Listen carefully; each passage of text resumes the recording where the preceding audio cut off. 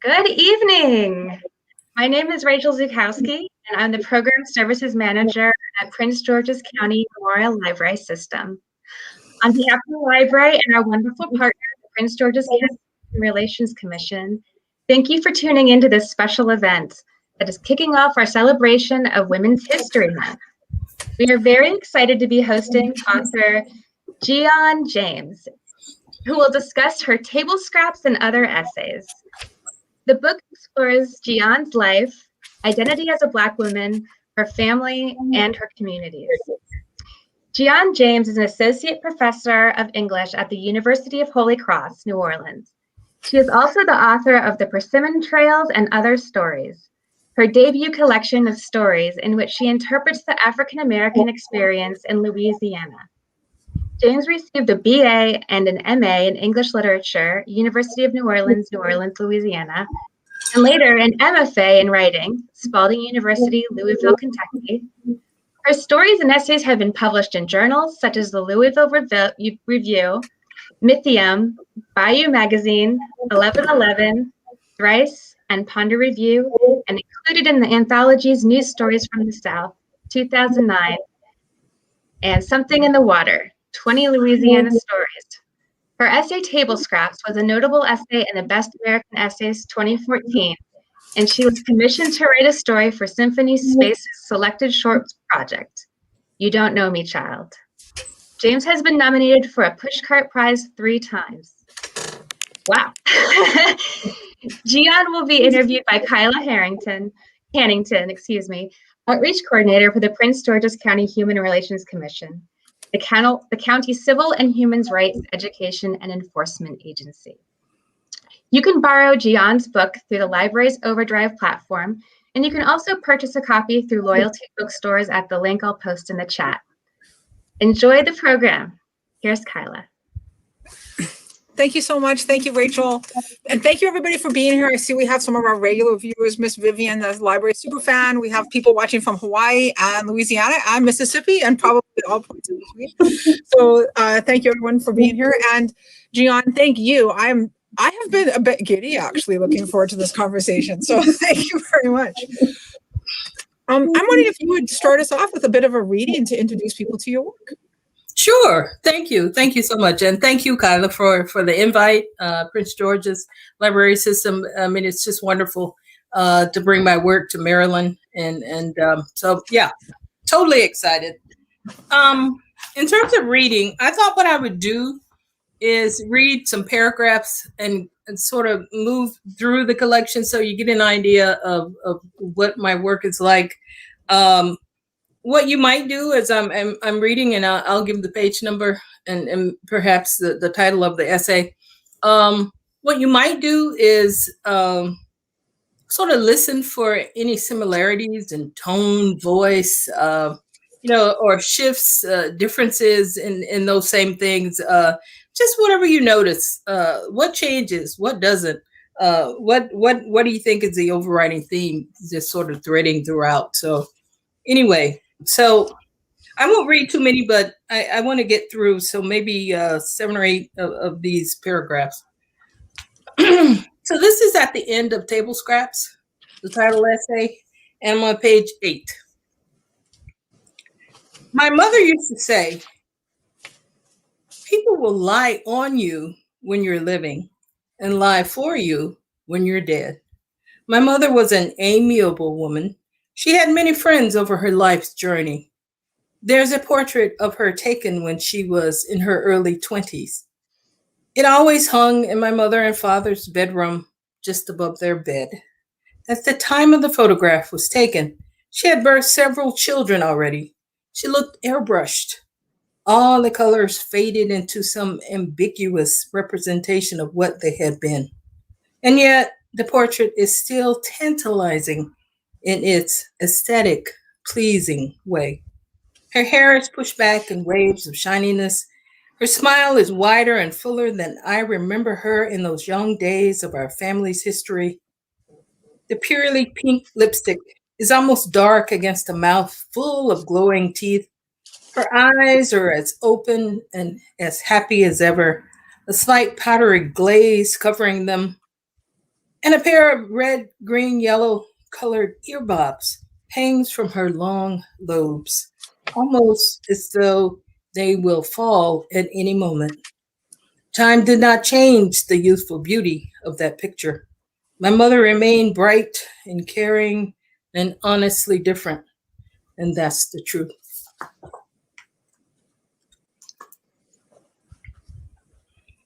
Okay, this is on page 38 at the end of Big Sally. And when your horse comes flying across the finish line first, you will feel as though you have been riding on wings, for the horse will feel light beneath your legs. You will have felt the coolness of an undeterred wing on your face, and you will not feel the heaviness and burden of loss. Everyone's cheers will now have met you because, as the underdog, you will have taken on the appearance and aura of a winner, and in proportions only afforded to legends. And yet, you will walk over to your challenger and not only shake her hand, but ask that the score be settled or at least buried until another day.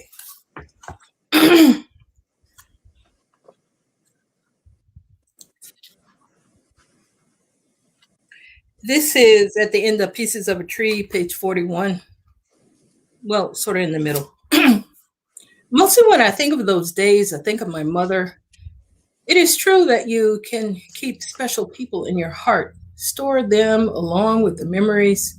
Some years ago, after I first graduated from college, I would go home to the country and sit on the front porch with my mother in the late afternoons. We might watch one of our old cows Sue as she munched her way along the outskirts of our yard. As we half-heartedly kept track of the cow, my mother and I would carry on conversations big and small, from what she was cooking for dinner to the private schools that had been built over the years since desegregation.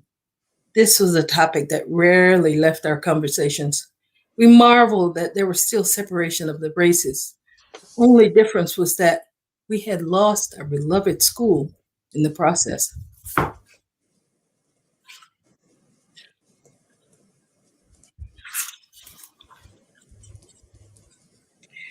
This is from Willie Byrne, page 67.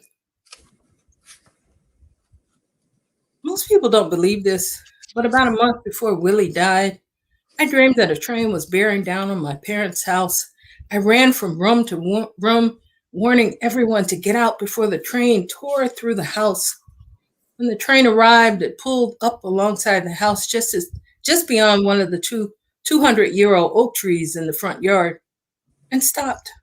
I stepped on the train. I noticed there were no empty seats on board. Most of the people sat looking straight ahead, their faces gray and motionless. I looked to the rear of the train and saw what appeared to be my sister. Though it wasn't a particular sister, but a composite of all of them, and two children, the younger of which looked remarkably like me as a child. Clothed in bright colors, these three people clashed against the grayness of everyone else on the train. Suddenly, the train started to move again, and I told my sister that we must get off. Hurry, I yelled at her. Get the kids, we've got to jump. One of the two children, the smallest one who looked at me, ran to the front of the train where I stood and took my hand. I wrapped her in my arms and jumped. When I looked back at the train, which had picked up speed and was already far beyond me, I saw my sister standing at the ledge where I had stood. She was holding the hand of the other child. Soon, the two of them disappeared from my sight, leaving only the chugging, helpless sounds of the death train.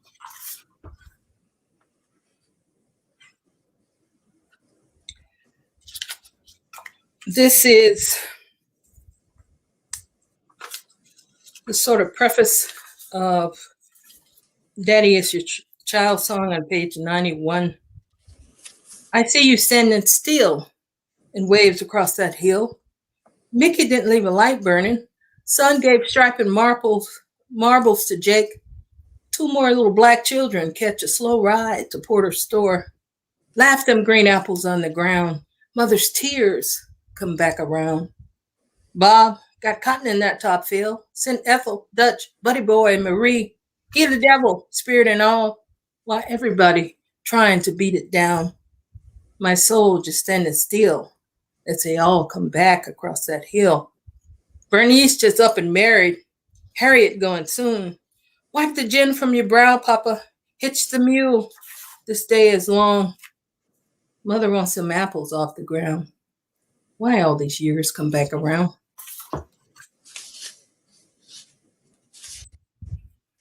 This is from Living Spaces, page 110. The day remains in my memory all these years later. I see all of us kids on the back of my father's truck wondering what was going on. Our parents didn't tell us much about those kinds of things. A quick, we're going to be moving was all they could share. Then there were the houses we were supposedly interested in. We would visit these empty houses and decide later whether we wanted to live in one of them. At each, we jumped off the back of the truck and systematically rummaged through the empty dwellings as though we could afford them, as though we would actually buy a house. Even the youngest of us kids knew that my father's credit was the worst thing about him. But there we all were, and the nonsense of it showed on my mother's face. She had no smiles to give. My father rushed us back on the truck after each house had been trampled through and summed up. He did this with the same joking spirit he had relied on to get through life. How lucky these neighbor people would be to have us live here, he said. At one of the houses, there was a front porch that sat low to the ground.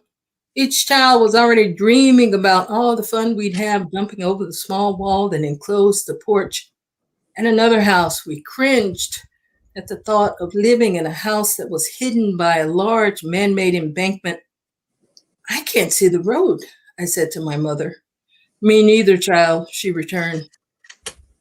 All I'm saying, all these years later, is that it was no surprise when we didn't move into any of those houses.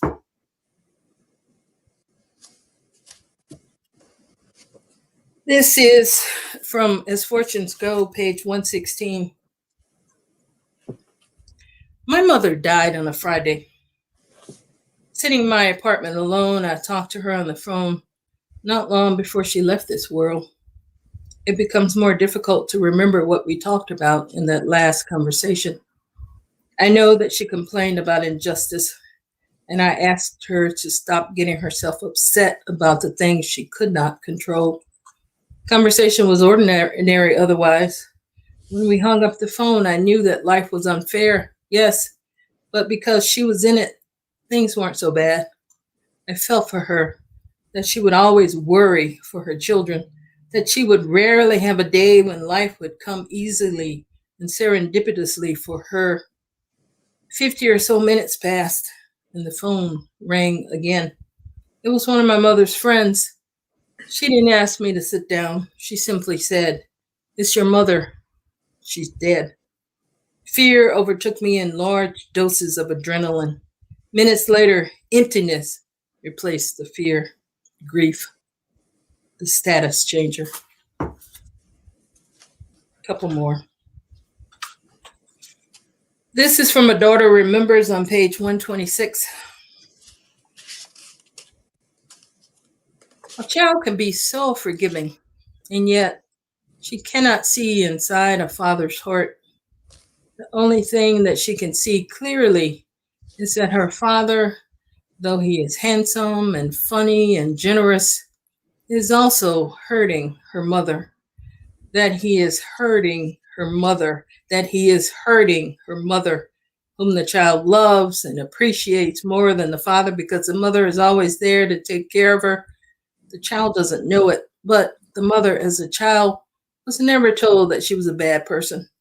The mother was born of a different time, and she was a baby girl child of her family, which means she was loved unconditionally, especially. The child does not see these things, though. The child grows up disliking a father, the same one that she secretly wants to adore, and still blames him for all the bad things she saw in her young life with her own eyes. Last one. From the Woodpecker, page 134. When I go to him and help him up from the bed, I feel guilty, mostly for blaming him for so long. Perhaps the blame shifted to guilt. It could be why I am here now doing all the dirty work. Slowly, he leans his bent, frail body into mine. He has the walk of a baby bird, his feet a slight rhythm, a sure tap here and then there, not steady like music or the tick of a clock, but it's his rhythm. We near the bathroom, and he slows even more. We both hear the tap, tap, tap, tap, tap, so close beyond the window. Okay. Thank you. I love your work. I love it so much. So I Well, just want thank you. I appreciate that. for anyone who hasn't had the chance yet, it really, really is an astonishing collection. And I know Rachel's been putting in the chat where you can get it if you'd like to. Can you take us through just a bit of an overview about the collection for people who haven't had a chance to read it yet? Okay. Well, I'm calling this a redemption story. It's a memoir, and yet it's a collection of essays all at the same time. And that's just my, I don't know, I'd call it ingenuity. Other people might say my silliness. But I enjoy creating. So, the idea that I could write a memoir about a specific period in my young life and some of the things that were happening. And typically in memoirs, you see people going back and sort of talking about the past and something that happened, something that either made their lives or, changed who they became. So this memoir for me was going back in a lot of a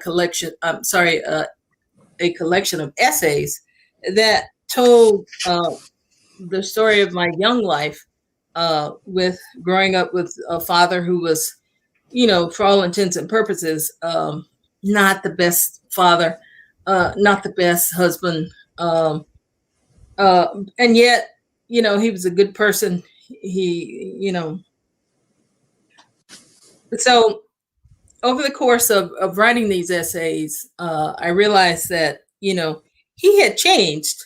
And I can remember my mom always saying, well, your father will change. Just like she knew it for sure that he was going to become this special person one day. She could see it in him, even though he could not. And so she stuck with him and kept encouraging him, and eventually he did. And so the book, it's a collection of essays. It's I call it a memoir because it's about mostly my youth, a period of my life that sort of made me who I am.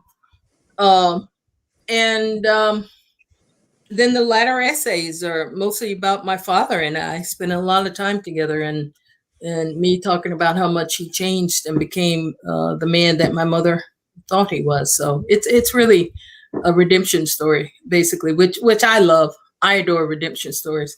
And I love this one in particular because my father, I mean, he would tell you, I was terrible. I was a son of a, he was so serious and honest about who he was. He would tell you all the things that he did. And several times, we would, I would drive him to his appointments. He got, prostate cancer late in life. And so I would take him to New Orleans and sometimes to Jackson, Mississippi. And on those drives, we talk, and he'd constantly say to me, write my story, write my story. He knew I was a writer. He wanted me to tell people about his story. And he understood that, it wasn't just going to be the pretty parts. And so I just admired that about him, that he understood he made mistakes, but he changed and became someone better. And so I think that's great. If we're always talking about, the human condition and what we learn from literature, I think this is what we learn from this collection, that people can change. You don't have to, say, oh, this is a terrible person. We never want to, he can't ever become anything greater than the sum of his lower parts. He can, and he did. So I'm going on and on. No, well, I thought this collection, it was so compassionate. And so much as I was preparing for this and I was thinking about things to talk to you about, the theme that kept coming back and essentially every question that I thought about bringing to you is really just about how compassionately you have wrought your parents, your whole world, even as you recount, and particularly with your dad, some good things. And it's just such a loving collection so first of all, it touched my heart reading it. So warm. I had this sense of this warmth as I was reading it. It was really quite delightful. Well, thank you. But I was also really, I really admired your ability to do that, like as a human, right? So there's the writing part, which we could talk, that's a whole nother conversation, but the human part about how is it so admiring of your ability to write into that place, but to see that. And I think you said just now, was it in the writing of the essays that you started, that you yourself individually sort of fully realized your dad as well? The sort of inception, how this thing began, I was getting my master's in English, and I don't know. It was a master's in English, but I really was just studying creative writing, basically. Most of my classes were, creative nonfiction and, fiction and, poetry every once in a while. But, I ended up writing a creative thesis. And so my first essay was The Other Mother. And I wrote that while my mom was still alive. And, it's really funny to me that, I started writing about my mom. The whole collection was about my mom. So if you look at the early essays, it's pretty much her. And then you look at the latter essays, it's mostly my dad. So I wrote The Other Mother. And then sometime after that, I lost my mother in 2001. And it was such a horrible, the only way I can describe it is it's like the worst thing that could ever happen to you. It's like, I tell people I went to the mountaintop of grief. So anything that happens after that, it will not be any greater than that. I will be able to handle it. She was the most important person in my life. And so to lose her and to lose her so suddenly, as I read there, you just talked to her less than an hour before, and then you get the call that she's dead. I wanted to die myself. That's how bad it was. But, I can remember telling a classmate, I don't think I'm going to make it through this. I don't know how to do this. And so what happened is that I had this wonderful mentor. I was taking creative nonfiction with Randy Bates, who was a mentor. And he encouraged me to write all that stuff down. And I started writing all these essays. And it helped me get through the grieving process of losing my mother. So I think a lot of reasons why a lot of the early essays are, mostly about my mother, is that I was really just trying to figure out how to let go. Mm-hmm. And so that's how that happened. But somewhere along writing all these essays, later I ended up going to Louisville, Kentucky, and getting an MFA at Spalding. And so my mentor there, Richard Goodman, he encouraged me to write essays. And so the essays I was writing then I found mostly about my father. And so it just sort of went full scope. First mother, and then next thing you know, as the essay started to move forward, I started to see that this really was just about my father's redemption, because, as I said, he had gotten cancer and I was spending a lot of time with him, and he wanted me to write his story. So in writing all of that, it all just kind of came together, the entire collection, basically. It is. Just so, I just want to keep saying lovingly rendered. It's just amazing. I want to talk really quickly about the closing essay, which is The Woodpecker. So in full disclosure, I was a reader for Ponder Review when that essay came in. Really? Nonfiction reader. And if I remember correctly, we accepted that in like 3 hours. Like I come in, and I remember it did come back really quickly. It's I remember when that came in, and I was like, what is happening? We're taking this right now. It's just so great. And again, for people, actually, I was going to say what it was about, but can you tell people a little bit about what it's about, and just a little bit about that just incredible essay? And it's just a beautiful way to close the work. Well, as I said, I've spent all this time with my dad, and then he had gotten sick. And if you're going to get sick and you get cancer, prostate cancer is the one you want to get, apparently, because he lived, 20 years with cancer after he got a diagnosis. And so during that whole time, we were all, I moved back to Louisiana. Everyone sort of cleaved to him a little bit. If you look at the essay Willie Burn, I mean, there's a scene there where he stands up at the dinner table during some holiday and says, "I love y'all." And we're like, what? He had never said anything like that. And so getting sick and all of that, he started to see his, mortality. And you could see him just starting to change.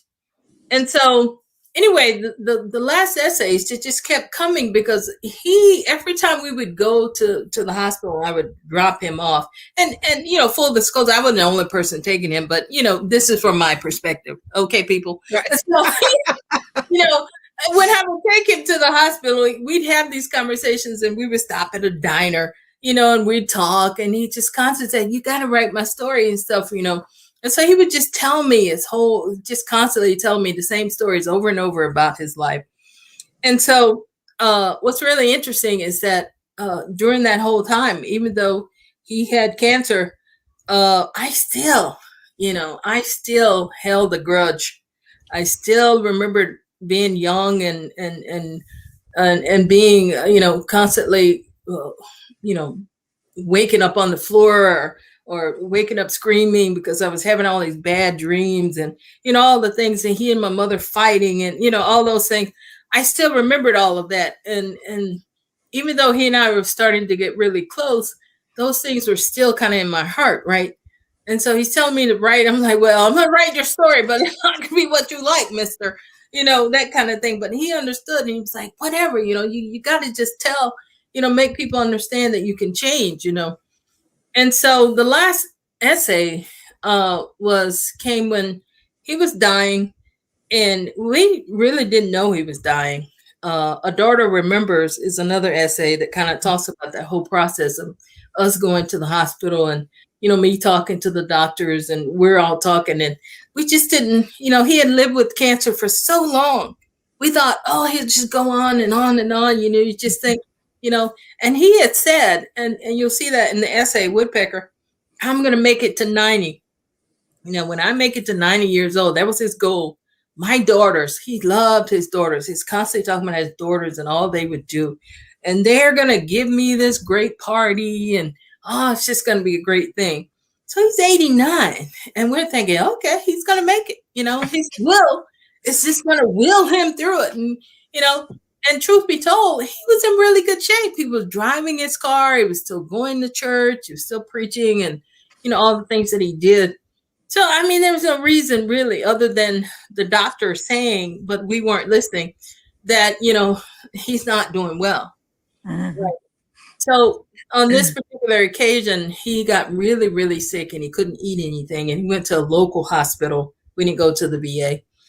And the doctor, said, I don't know why you guys brought him here. It's over pretty much, And so that was it. And that those last couple of weeks, he just said, the doctor said, I'm going to send him home. You guys take care of him. Let him, And I just happened to be off work. And I went out there and I lived with him in the Katrina trailer and, did all the dirty work of helping him and, cleaning and, all the things. And it was those moments that I was finally able to just realize, you got to let this go.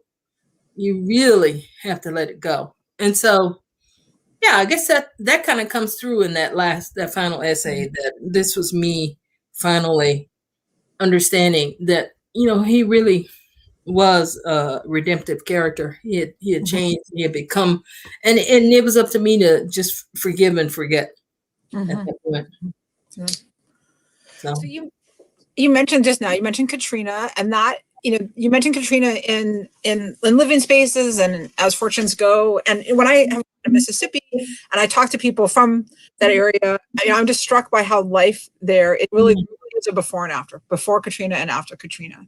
And so for those of us who aren't from there, I mean, I've actually never been to Louisiana, so I want to talk to you more about Louisiana too. But just, like, we know that Katrina was awful, but I don't think, at least for me, fully understanding how life is like bifurcated. Can you talk a little bit about that and like the ongoing legacy of Katrina? Oh my.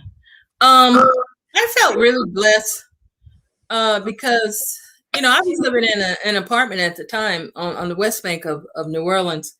So it's not in the city proper, but it's like over the Crescent City Bridge.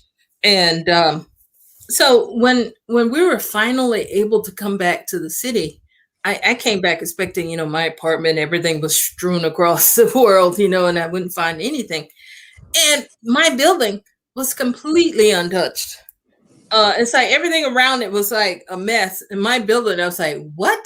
And so they said, well, you can move back in if you want, And so I did, but there's nobody populating the city at that point because only a few people could come back. They didn't really have places to go. And I had just started working for University of Holy Cross. They were Our Lady of Holy Cross at that point. And my boss, Claudia, who's become a friend of mine, she says, well, you can come back. You have a job. And what's really crazy is that I had literally just started working for them. And I worked for 2 days at this university. And then Katrina happened. Mm-hmm. And so here I am, I'm back. And so I started writing all these essays. And that's where you see As Fortunes Go, Living Spaces, some of the other ones talking about Katrina. Katrina was horrible because what typically happens, being someone who was brought up in the country, and when I say that, I mean that I wasn't brought up in New Orleans proper. I was brought up like on the North Shore of New Orleans, and we used to call it country, right? Really bucolic, right? Really out in the country. So I grew up on a farm, and you see that in the collection as well. And so when Katrina was coming, we went to the country. And it was worse out there than it was in the city. So it's better for me to come back and live in this little apartment, even though there wasn't much going on. Because, out there, all the trees that fell down, you couldn't go anywhere. Literally, it looked like matchstick, boom, boom, boom, boom. You couldn't go anywhere. The roads and everything was such a mess. And one of the things that you might notice about the collection is that I'm a nature person. Mm-hmm. I could have been one of the transcendentalists. I believe in God, nature, and humans, right? I'm there. And so it just broke my heart that so many trees were lost during Katrina. They said probably will take like 200 years to recover from all the trees that were lost during just Katrina. Mm-hmm. So that's how horrible it looked out there. It's just barren and all the trees down and just, we were out there every day. You just go out and try to find food and you couldn't really go anywhere. So if you had like a chainsaw or something, you could cut your way out and kind of get out and go somewhere. There was no gas. So you hope you had enough gas to get somewhere to go get water, all these types of things. So it was something else.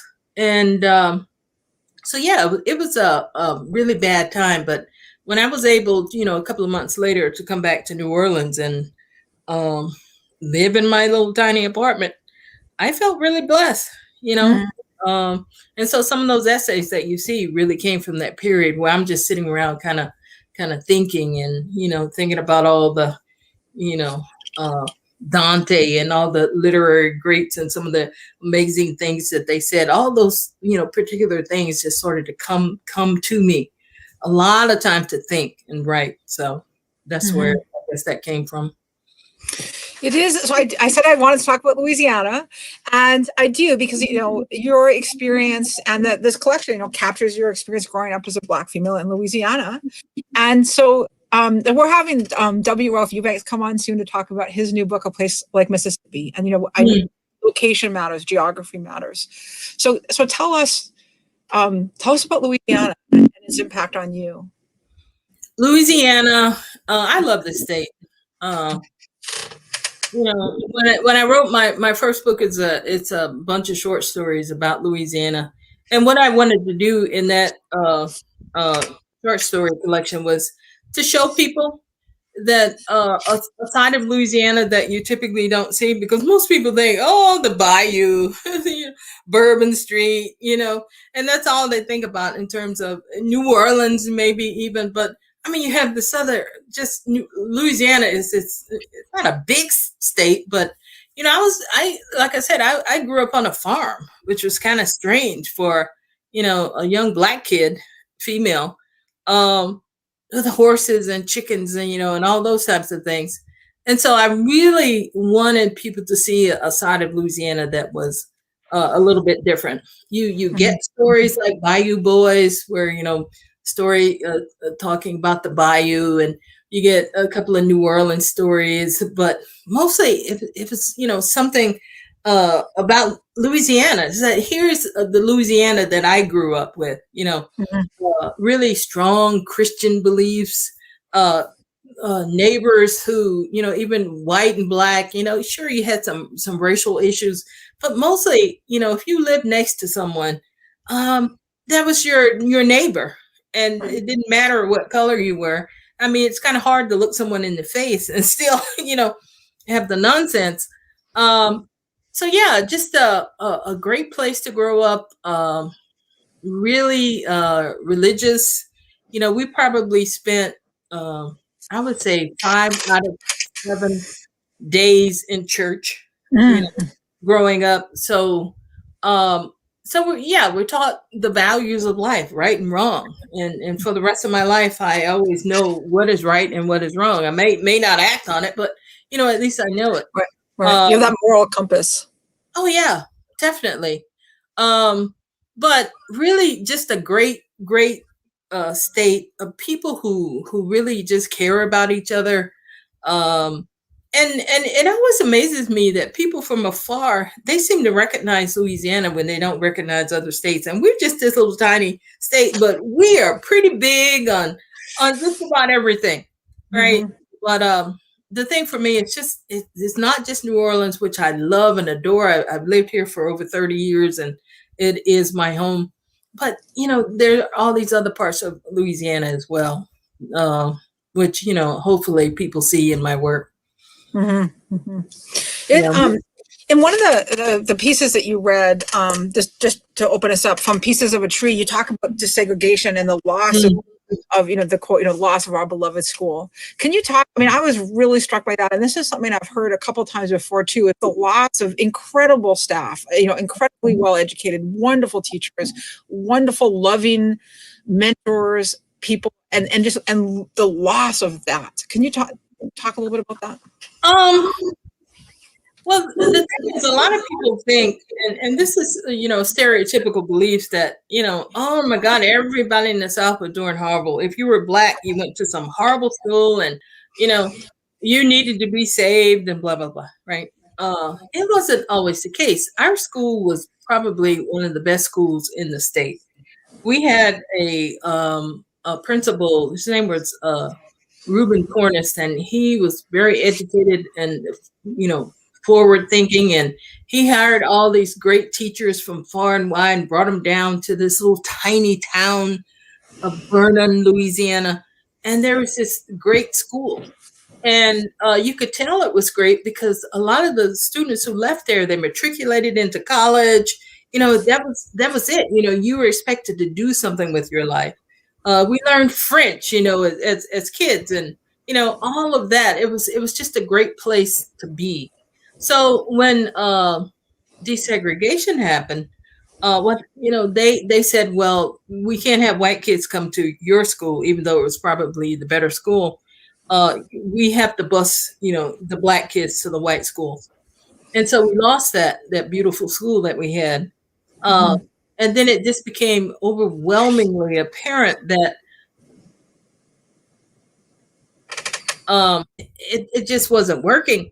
It was just unfortunate that now that you have bused the Black kids to that white school, a lot of the Black teachers that were working at this incredible school, they have no place to go. So they were the teachers. They were in our community.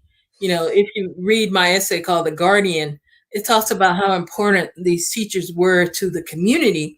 Well, that kind of disappears as well. So the whole thing just kind of messes up the whole ethos of that community.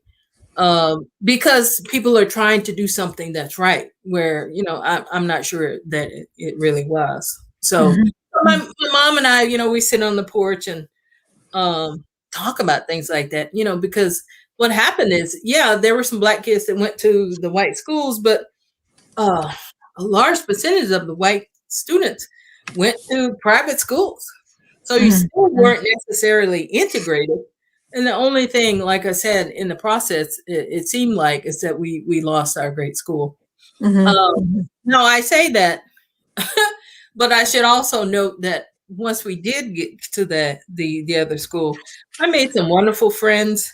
It was great being able to be, with people of different color than yourself every day, and all of those troubles that we may have had, but we learned how to get along, and it changed who I was. Most likely I went on off and joined the military, and I was able to, for the rest of my life, I fit in and get along with just about anybody, and I credit that. So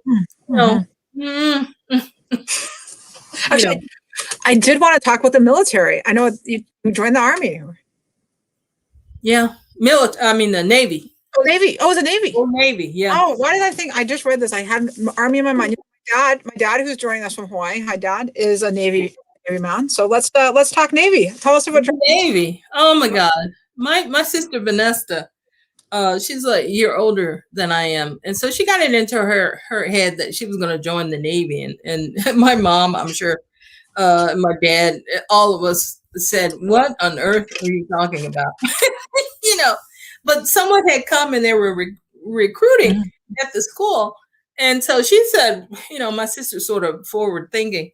She said, okay, yeah, I'll join the Navy. I'll travel, I'll do, all these things. And so she went off, and the year that she spent, she's only a year older than I am. And so the year that she spent in the Navy, and all I just remember all the letters that we sent. My mom worried to death. And, but what we got back from her, at least what I got back from her, is that she was enjoying life. She's seeing things, she's traveling, she's in Naples, Italy. I mean, I was just incredulous about, everything that was happening. Of course, my mom was going berserk, but I thought it was just great. And so when it came time for me, I remember one of my teachers said, you're going to college, right? And I said, no, I'm joining the Navy. Like it was some wonderful thing that I was doing. But I can honestly say I've never been upset or sorry that I joined the U.S. Navy. It finished me. We grew up in a really structured and strict family in my house, but when you got to the Navy, that was, I still fold my underwear the way I did when I was in the Navy.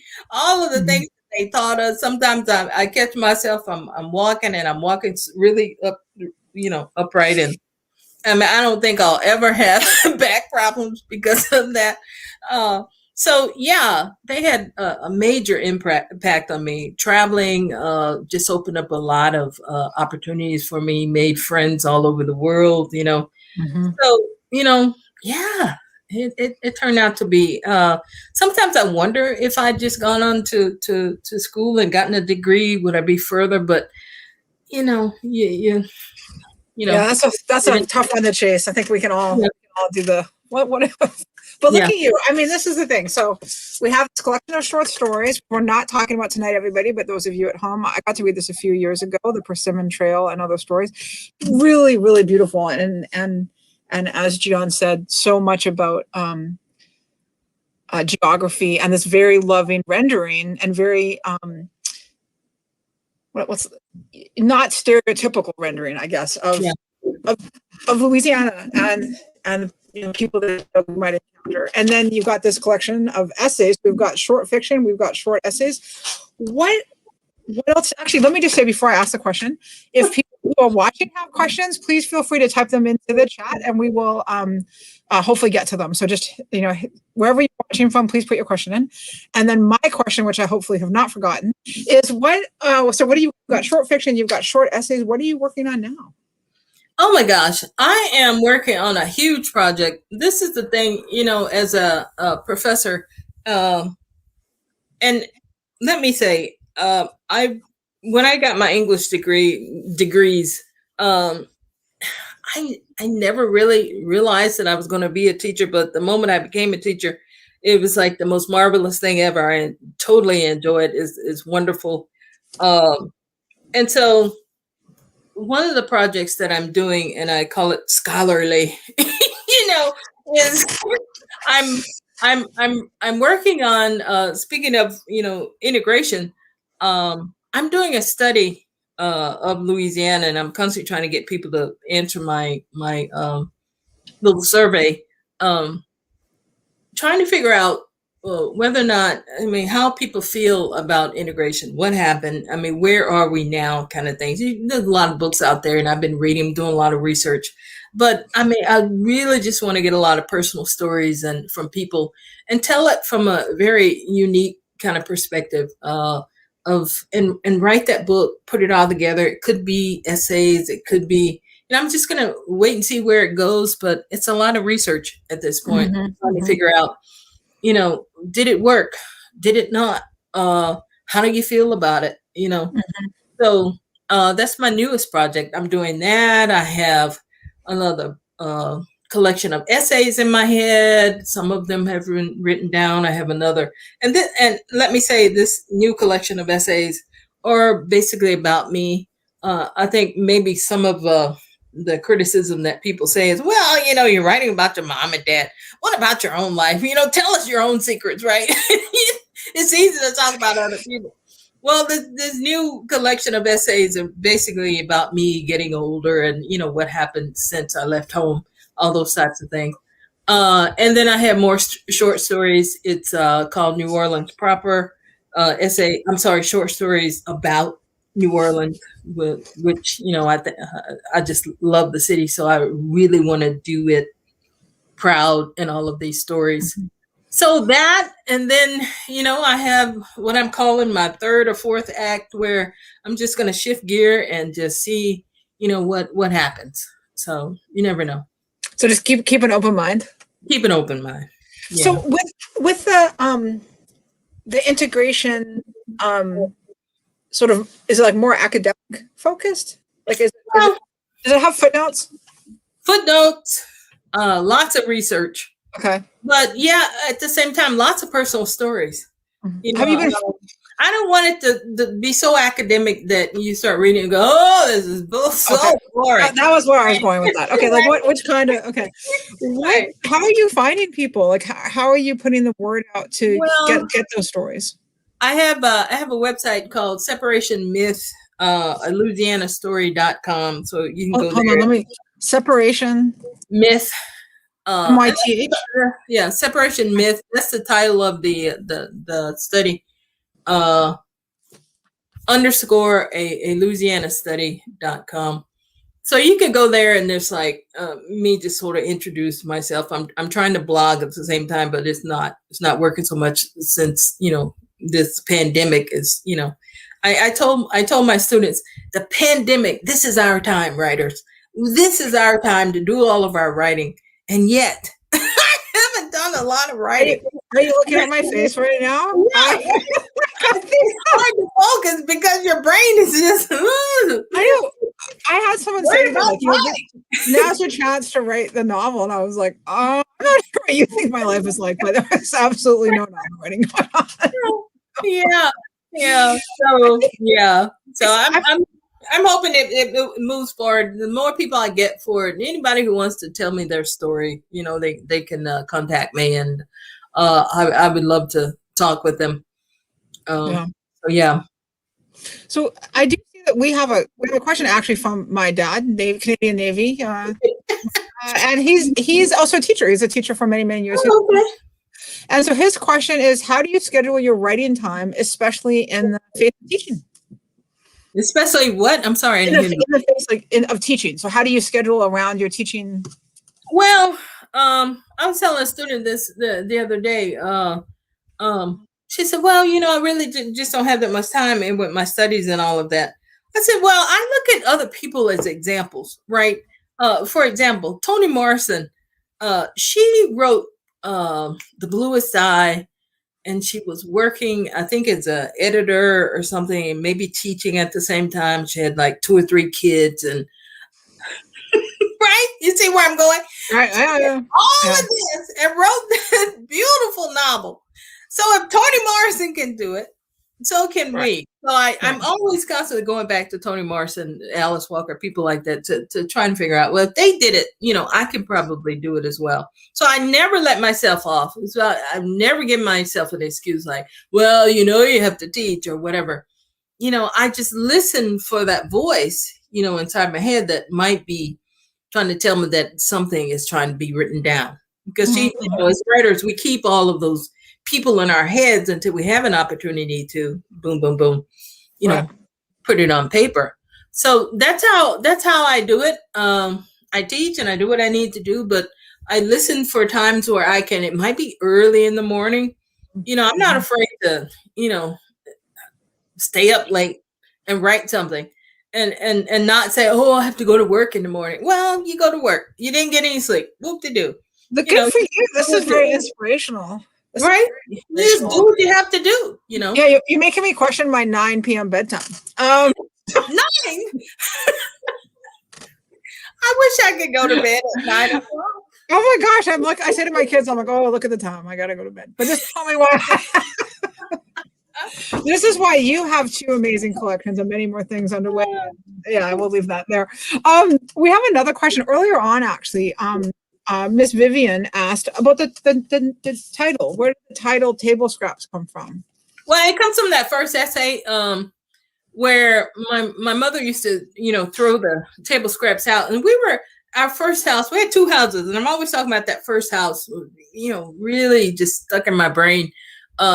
Where I spent most of my young life, and the house was sort of up on not on stilts, but let's say on something, blocks or whatever.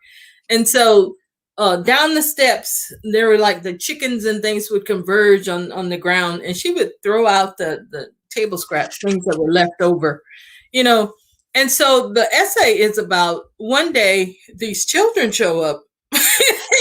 And they're like, we'll eat those scraps or whatever you have, because they were starving.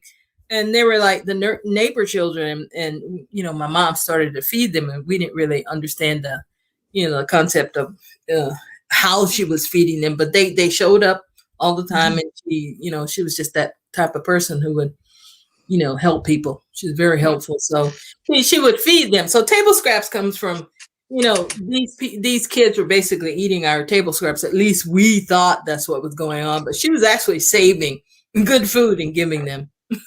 She's a lovely. I mean, it's just your mom. Your mom sounds like she was amazing. She's an incredible person. I miss her so much. I mean, she loved everybody, and she was friends with everyone.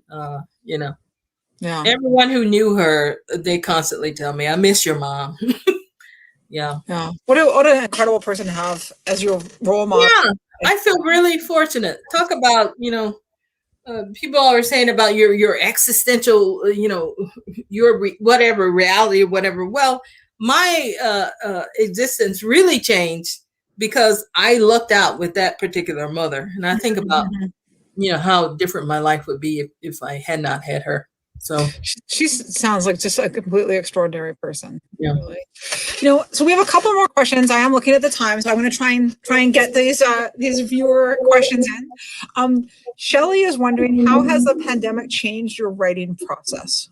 Oh my God! I touched it a little bit. Thank you, Shelley. That's a good question. Well, I would expect that you have all this time, the pandemic. And so you're at home all the time, and you would think that, oh my God, I'd be in there every day just, just typing and getting it all out there. And yet that has not been the case. But what it has done is just sort of, I got to a point at first when it happened, I was just really worried and you hear about all these people dying, and I was worried myself. I really didn't want to go out, but you needed food, and I would go out to shop and all those types of things. And I'm never one of these people who are afraid to live life. So I'm not gonna stay at home just because we have a pandemic. I'm gonna be one of these people. Well, what kind of living is it if I can't go out the door? Mm-hmm. Right? So I'm gonna push those boundaries, and so I would go shopping and things like that. But as far as writing, I really had to get to the point where I could let my mind sort of rest and feel free enough to write.